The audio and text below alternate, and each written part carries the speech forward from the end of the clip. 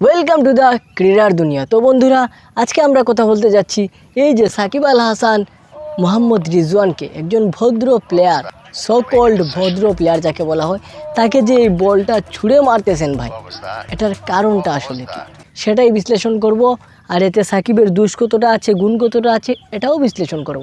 তো বন্ধুরা, আমাদের এই চ্যানেলে আপনারা নতুন হলে অবশ্যই সাবস্ক্রাইব করে দিবেন আর ভিডিওতে একটা লাইক দিয়ে দিবেন। চলেন ভিডিওটা শুরু করা যাক।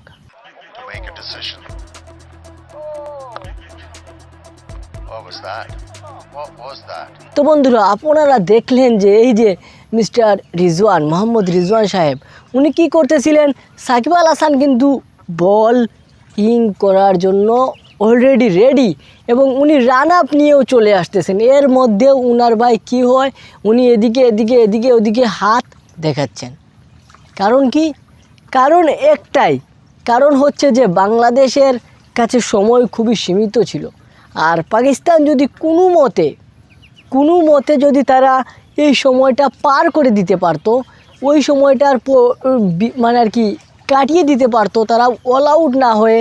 তাই মিস্টার মোহাম্মদ রিজওয়ান সাহেব চাচ্ছিলেন, ওনারা তো খেলতে পারতেছেন না, আমাদের বোলাররা এক একটা গুলা ছুটতেছে, এক একটা রহস্য ছুটতেছে, যেটার আনসার ওদের কাছে নাই। তারা রহস্য ভেদ করতে পারতেছে না, গুলাকে নেভাতে পারতেছে না, আগুন নেভাতে পারতেছে না। তাই তারা কি করলো, আমাদের মোহাম্মদ রিজওয়ান, আপনারা দেখবেন উনি ভাই এত অ্যাক্টিং করতে পারে তা বলার বাইরে।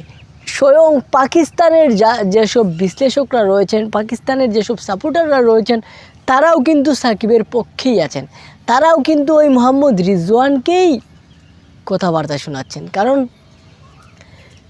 প্রথমে আরেকটা ক্লিপ আপনারা হয়তো দেখেছেন, এই যে এখানে দেখেন মিস্টার সাকিব আল হাসান উনি বল করে ফেলতেছেন, এর মধ্যে মিস্টার মোহাম্মদ রিজওয়ান সরে যাচ্ছেন, বোল্ড হয়ে যাচ্ছেন। এরকম একটা মানুষ কতবার সহ্য করতে পারবে?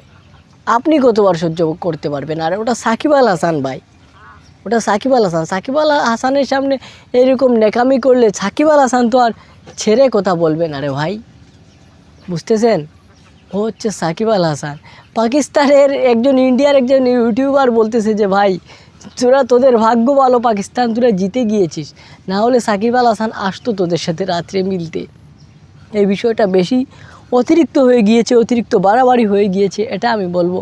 কারণ ভাই আসলে অতিরিক্ত বাড়াবাড়ি হয়ে গেছে। আর এই যে বন্ধুরা, সাকিব আল হাসানকে যে কথাবার্তা, হ্যাঁ সাকিব একজনই, বাংলাদেশের হয়ে প্রতিবাদ করার মতো সাকিব একজনই, আর কোনো ক্রিকেটার নাই ভাই যে প্রতিবাদ করবে। তাই সাকিব আল হাসানকে আমাদের দরকার আছে, প্রয়োজন আছে, এটা বুঝতে হবে। ক্রিকেট বোর্ডকে বুঝতে হবে, আমাদের দেশের মানুষকে বুঝতে হবে, জনগণকে। আপনারা কি বলেন অবশ্যই কমেন্টে জানিয়ে দেবেন। দেখা হচ্ছে নেক্সট ভিডিওতে।